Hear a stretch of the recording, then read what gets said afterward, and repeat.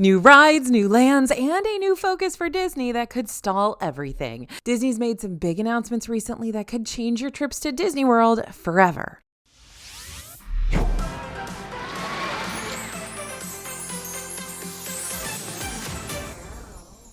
Hey everybody, it's AJ for Disney Food Blog, and today we're diving into those major announcements from Disney that are going to change how we visit Disney World and the future of theme parks completely.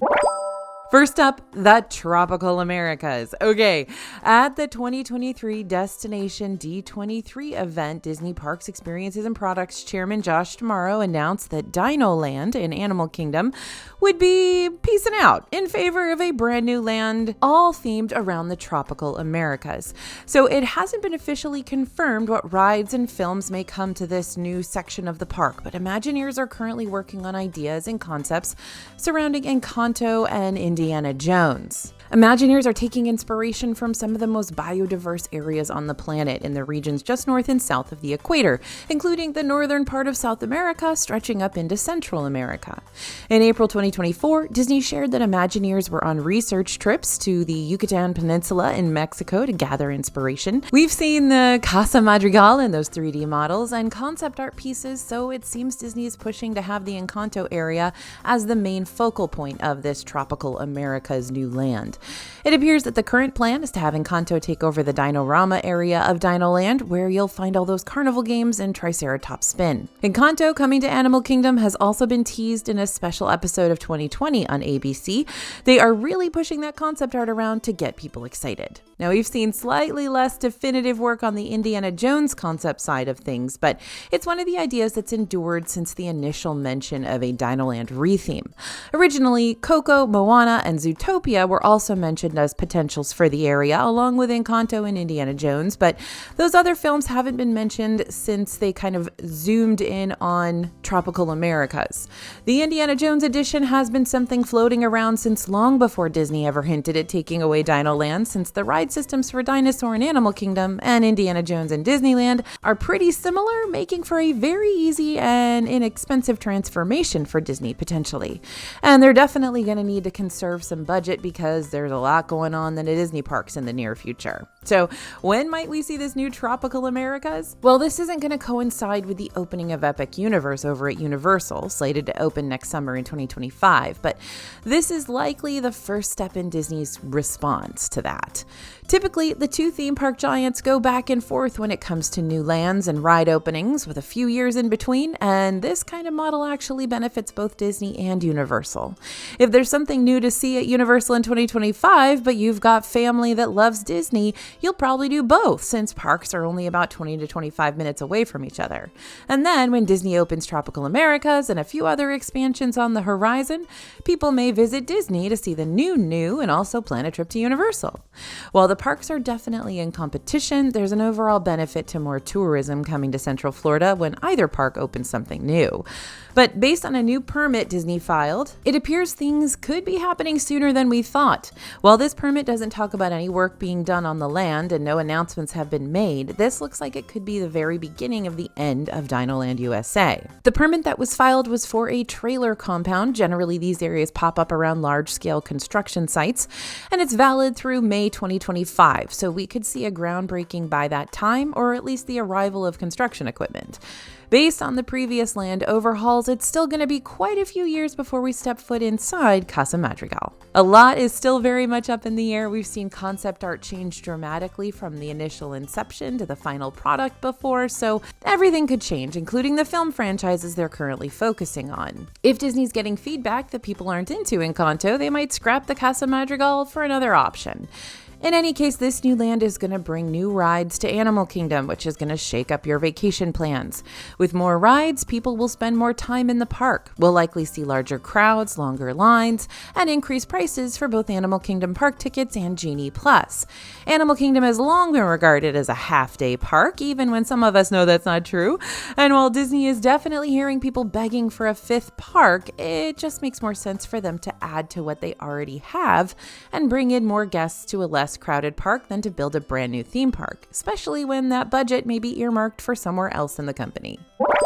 All right, you ready to talk about Beyond Big Thunder Mountain, BBTM? Expanding their least crowded theme park definitely makes sense. So why is Disney talking about adding more to their Disney World park that already has almost double the rides of every other Disney World park and the highest attendance rates of any theme park in the world year after year? Well, Magic Kingdom continually tops the list as the most visited theme park in the world, and Disney's hoping to boost that number. Even with a slight slowdown in theme park attendance, Magic Kingdom crowd levels continue to climb year after year, and Disney wants to give those folks more to do with more area to explore. That's why the other major Disney World project is expanding Magic Kingdom beyond Big Thunder Mountain. Disney executive Bruce Vaughan previously said that these expansion plans for Magic Kingdom are the largest ever, and that the additions are on a similar scale to expansions like Star Wars Galaxy's Edge in Hollywood Studios and Pandora, the World of Avatar in Animal Kingdom. These lands included the addition of new attractions, restaurants, shows, and more, which could mean big changes for the iconic Disney World park. At the 2022 D23 Expo, we heard about possible Coco, Encanto, and Disney Villains themes lands coming to Magic Kingdom, and then Disney doubled down on that talk at the 2023 Destination D23 event. Disney has stated that they're looking to invest a lot in their parks. In fact, they've announced that they're going to invest about $60 billion in the parks, experiences, and products segment of the company over the next 10 years, including this Magic Kingdom expansion. We've seen movement in the bureaucratic side of things with the redesignation of land use. A large area of land behind Big Thunder Mountain has recently been redesignated as marginally unsuitable for development, an upgrade from a previously unsuitable rating. It appears that Disney has a lot of work to do before they could break ground on a new land in Magic Kingdom, but Disney has begun filing permits for storm drainage and other foundational work to allow for the park expansion. Seems that Disney is serious about adding more to the park beyond Big Thunder Mountain, but what could we see here? Well, since Encanto seems pretty set for Animal Kingdom, I bet that won't be joining the ranks in Frontierland. But how about those other ideas pitched in the Blue Sky Project talks? Well, for at least the past 7 to 8 years, the internet's been buzzing about the idea that Disney World had plans to build a Disney Villains themed park, tentatively named Dark Kingdom, every so often. But here's the thing, no one has ever confirmed that Disney was ever planning this park. In fact, it's pretty likely they weren't. As Disney historian Jim Hill told Thrillist in 2017, the idea of Dark Kingdom seems to have basically come from the internet with no basis on anything concrete. But all of this talk was reignited once Disney mentioned a Villains Land at the D23 event and showed concept art with spooky, evil-looking designs for the area beyond Big Thunder, and even showed some designs of the Maleficent dragon that might be inspiring Imagineers. Now, it would make an excellent foil to include a villainous land to compete with Universal's Dark Universe coming to Epic Universe, though it's a bit darker than typically Disney World expansions go. In addition to a spooky villains area and the original concept art, Disney has also shown drawings of a bright and fun Coco-inspired area. These are the two ideas we've seen actually illustrated on paper, though we haven't heard any updates on concepts in quite a while. No matter which films, ideas, and franchises come to Magic Kingdom, this is going to be a massive expansion with potentially 2+ whole new areas to explore within the park. Just like the Animal Kingdom expansion, this will boost crowds, especially in the year following the land's opening. But a Villains themed land may bring some more thrill rides and spookier elements that make Magic Kingdom a little more teen or adult friendly. It's also going to mean you'll likely need more than 1 or even 2 days to see and do it all in this flagship park. This expansion is definitely going to be much further out, closer to the end of the 10-year park improvement timeline, but that doesn't mean we're not getting new stuff in Magic Kingdom much sooner. Yep, time to talk Tiana, Tiana's Bayou Adventure. This rethemed Frontierland ride is just about open in Magic Kingdom. We've already been lucky enough to ride and bring you all the in-depth details, so go check out that video next if you're looking for some tips on how to ride Tiana's Bayou Adventure this year. Officially, Tiana's opens on June 28th, but there have already been cast member previews, vacation club previews, and annual pass previews, so a lot of folks have gotten a chance to ride already. This ride re-theme is the first step toward a brand new Frontierland, though we didn't know about the rest when it was announced. When the re-theme was announced, there was a mixed bag of responses, both from those who were excited to see Tiana and friends finally get their own ride, and by those who were sad to see a classic ride they'd grown up with closing down for good when it came to Splash Mountain. The retheme choice was twofold: to make the ride more modern and relevant for future audiences, and to do away with some not so culturally appropriate elements. We've seen Disney update Pirates of the Caribbean to no longer include selling women, and Jungle Cruise to avoid negative depictions of indigenous peoples, two aspects of the rides that weren't aging well. Though Splash Mountain's retheme will be much more intensive, since the controversial Song of the South storyline is interwoven throughout the entire ride and not just in a scene or two, the mindset behind the decision is very much the same as we've seen in the past. Disney wants to make sure the stories behind their rides stay as relevant and inspiring as possible. So this new ride takes us into a Disney fairy tale where we join the characters of Princess and the Frog after the events of the movie, where they're putting together a band to celebrate Mardi Gras. This story is going to resonate with younger audiences a lot more than Song of the South did, and that's the goal of most of Disney's newest rides and lands and projects. They're betting on the franchise, and with a Princess and the Frog show on the horizon for Disney Plus, there will likely be a renewed interest in this 2009 film. Disney did something surprising with the opening of Tiana's Bayou Adventure, though. Instead of debuting it as an individual Lightning Lane purchase, this ride will be part of the Genie Plus service, the same way that Splash Mountain was. This paid line skipping system gives you access to book Lightning Lanes for shorter waits at many rides in Magic Kingdom, and one price gives you access to all of them. We had expected Tiana's Bayou Adventure to join the ranks of Seven Dwarfs Mine Train and Tron and require its own separate fee to skip that line, but nope, it's lumped in with regular Genie Plus. That means you need a new strategy for which ride to book first if you're planning to shell out the cash for Genie Plus. Typically, we'd recommend Peter Pan's Flight or Jungle Cruise as your first Lightning Lane choices, but once Tiana opens, this will likely be the most popular, at least for the first few months. Demand should slow down once it gets cold out. For some more detailed information on Genie Plus and Lightning Lanes, you can grab our free quick guide at disneyfoodblog.com/DisneyGeniePlus. You don't need to pay in order to ride this new ride, but you will need to take some extra steps as there won't be a regular standby line when it first opens. So if you don't go the Genie Plus route, Disney World is going to use a virtual queue boarding pass system for the opening phase of Tiana's Bayou Adventure, which is available via the My Disney Experience app. This means that a traditional standby line will not be offered when the ride first opens. Guests have 2 daily opportunities to request to join a virtual queue. The first is at 7 a.m., the second is at 1 p.m. Guests trying to request to join the virtual queue at 7 a.m. do not have to be inside Magic Kingdom. But if you're trying to join the 1 p.m. virtual queue, you do have to be inside the park. Tiana's Bayou Adventure is definitely going to switch up our plan of attack when it comes to trying to ride everything in Magic Kingdom, but it's also the first step toward a very different Frontierland of the future. So let's talk about the focus on Disney Vacation Club we've been seeing.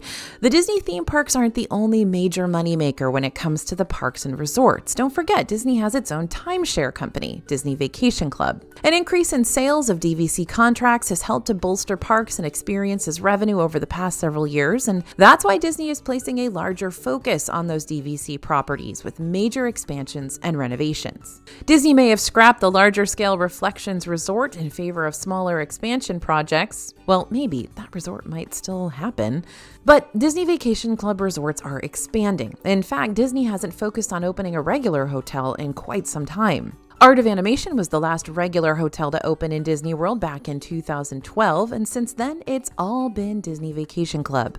In 2019, Disney opened the Riviera Resort, a smaller boutique-style hotel that is entirely Disney Vacation Club rooms. Now, anyone can book a room at Disney's DVC resorts, but the idea behind these properties is to sell real estate interests. That makes the resort a twofold opportunity: sell real estate contracts through DVC and let people book like a regular Disney hotel. Rooms stay filled and they get a guaranteed large lump sum plus annual dues from Disney Vacation Club members, so people are almost paying for these rooms twice. The expanded Polynesian Village Resort Island Tower is opening this December as yet another DVC property. We're also seeing the transition, taking the cabins at Fort Wilderness out of the moderate resort category and making them, Disney Vacation Club cabins. We've also seen the Polynesian add those bungalows in 2015 as a DVC option, and and a whole building at the Grand Floridian was transformed from regular guest rooms to Disney Vacation Club rooms. Plus, we're seeing big renovations on the horizon for Bay Lake Tower, the DVC counterpart of the Contemporary Resort, and that's just in Disney World. One thing all of these Disney Vacation Club properties have in common is that they're located at Disney's deluxe resorts, meaning they're expensive. So what does all this mean for the future of Disney World hotels? It's unlikely we'll see a push to develop more moderate and value options, as deluxe and DVC resorts have a significantly higher bang for your buck for Disney. When you can build both a hotel and sell real estate contracts, the profits are going to be much higher than building more hotels with rooms going for under $250 a night. At the end of the day, those Disney Vacation Club sales are what's bringing in the money to create things like the Tropical Americas and Beyond Big Thunder Mountain. And if you're looking to not spend DVC rates or even Disney value hotel rates, there are plenty of nearby options for non-Disney hotels, though they won't have the same perks of staying on site. So Disney wants you to stay at their hotels. I know it may not seem like it when they're only building hotels that are incredibly expensive, but they do. And if you stay at a Disney hotel, you're less likely to visit elsewhere like Universal, Legoland, or SeaWorld. You're also less likely to buy groceries or eat not at Disney. That all means more money for Disney if they can keep you in the bubble. So how do they entice you to stay there when you can find a much cheaper hotel nearby? Well, the perks. Disney World hotels offer free transportation to the parks. They offer early entry into the parks, extended evening hours at the parks for some hotel guests, early access to booking dining and individual lightning lanes, the ability to add the prepaid Disney dining plan to your vacation, and in 2025, a free ticket to their water parks. This is brilliant. On your check-in day for 2025, you'll be able to visit Typhoon Lagoon or Blizzard Beach for free if you're staying at a Disney hotel. While it's not a huge perk, some people just don't love water parks, it is pointing to a movement of Disney offering more to their hotel guests again. Sure, it's not free transportation to and from the airport, but it's something, and that's a move in the right direction and something that might sway a few folks to book their trip at All-Star Sports over the Drury. Now, Disney is obviously getting something out of this deal, right? Of course. If you're arriving earlier, you're going to spend more money on food and drinks. And it's no secret that Disney's water parks haven't been quite as popular recently. We've only seen one of them open at a time since 2020, and that's due to lower crowds, so this is a way to boost crowds as well. And if enough people take advantage of the offer, Disney could potentially have 2 water parks full of people spending money on snacks and sunscreen and booking those Disney hotels to get it.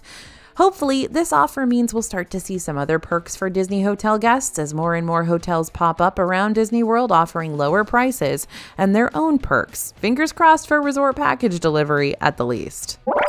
Time to head to Epcot, y'all. Walls are coming down and Epcot is about to look a lot different. While we haven't seen the full potential of Communicore Hall just yet, hopefully we'll see some major changes to Epcot's festival with this new area opening.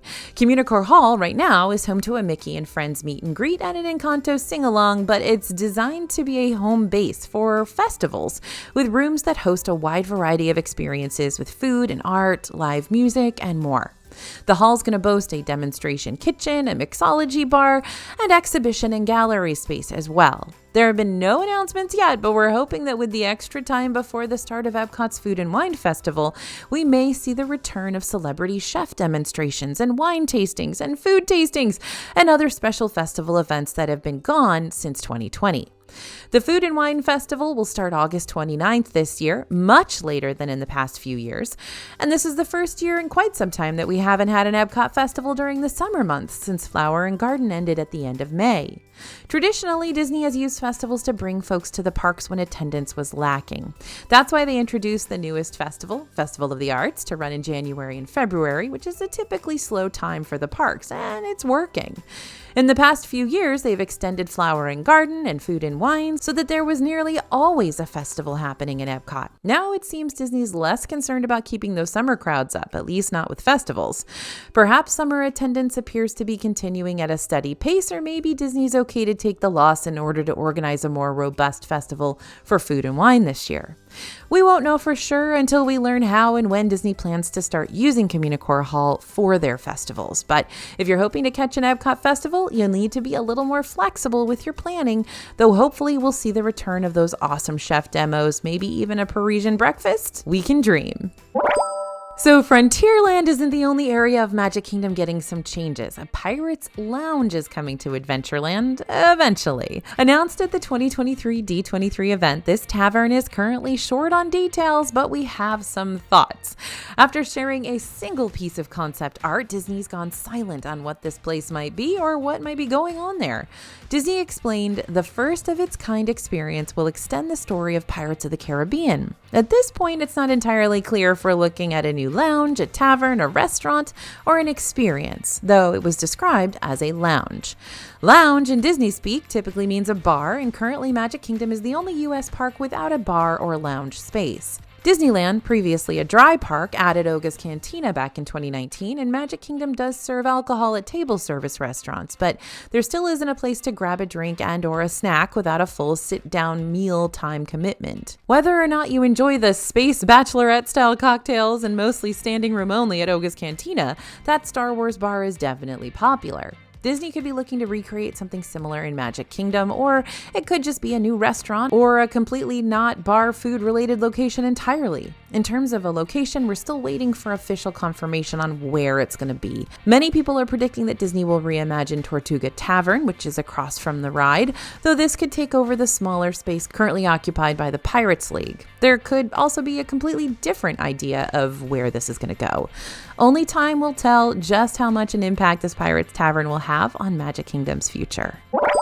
All right, so I mentioned that $60 billion budget that Disney has earmarked for parks, experiences, and products, but let's take a look at that breakdown a little bit more. 50% of that is going to be going into theme parks and resorts. $30 billion. Still a lot, but is it enough to cover everything Disney's trying to do? Those major Disney World expansions aren't the only big projects Disney's currently planning for their parks. $1.9 billion has recently been approved for a multi-decade project to expand Disneyland. This expansion will likely include new shopping, dining, hotels, and theme park areas, and that could mean new lands and expansions to Disneyland and California Adventure, or an entirely new theme park on the West Coast. Disney's already said they're planning to bring Avatar to Disneyland. Possible was still used in the language, so it may not be 100% set right now, but I think it is. And other movies and franchises have been mentioned as possibilities for Disneyland as well, including Frozen, Tangled, Peter Pan, specifically referencing Fantasy Springs in Tokyo Disney. We've also heard Zootopia, Tron, Toy Story, highlighting things that already exist in Disney's other parks. This could provide some insight into what we might see come to Disney World. We know Disney likes to replicate attractions. It's easier and cheaper than bespoke everything. Disney's largely finished their overseas projects, with Zootopia opening in Shanghai and Frozen opening in Hong Kong, but Disneyland Paris is still under construction for their own Frozen land. That's a lot of money spent on parks besides Disney World, so what's left for Florida? Well, Disney plans to spend $17 billion on Disney World. That includes projects already in the works and completed, like Epcot's transformation and Tiana's Bayou Adventure. Even after all of those, that still leaves a good chunk of money for Tropical Americas and Beyond Big Thunder Mountain, meaning we could hopefully see some truly original rides and concepts in Disney World. Now that leads us to those future announcements and when we might hear what is going to be Beyond Big Thunder. This August, Disney will hold another of their D23 events from August 9th to the 11th. This biannual event is where we learn about all the major news about the future of the Disney theme parks. So what are we expecting to learn about this year? Well, obviously we're hoping for some more concrete details surrounding Tropical Americas. This one sounds pretty likely to happen since those construction permits have been filed, so there are likely some solid plans on this one. Beyond Big Thunder should also hopefully be moving out of the blue sky zone and into definitive news territory. We should also learn more about the new ride coming to Avengers Campus in Disney California Adventure and whether or not we were right in seeing the similarities to Guardians of the Galaxy Cosmic Rewind. And if we haven't already heard, we should get an opening date for Tiana's Bayou Adventure in Disneyland as well. We'll likely get updates on overseas projects as well as Disney Cruise Line, but with that massive $17 billion budget, Disney World will likely be the center of conversation. We'll definitely learn more about Test Tracks updates and that Zootopia show coming to Animal Kingdom, but D23 is typically where we hear big new news, so expect new ride reveals, timelines for those new Disney World lands, and some completely unexpected announcements. Might we find out what's going to happen with the failed Star Cruiser resort? Could we learn about yet another Disney Vacation Club property to be built at Disney World? Will Disney revisit the rethemed Spaceship Earth in Epcot, or maybe even do something with the Play Pavilion?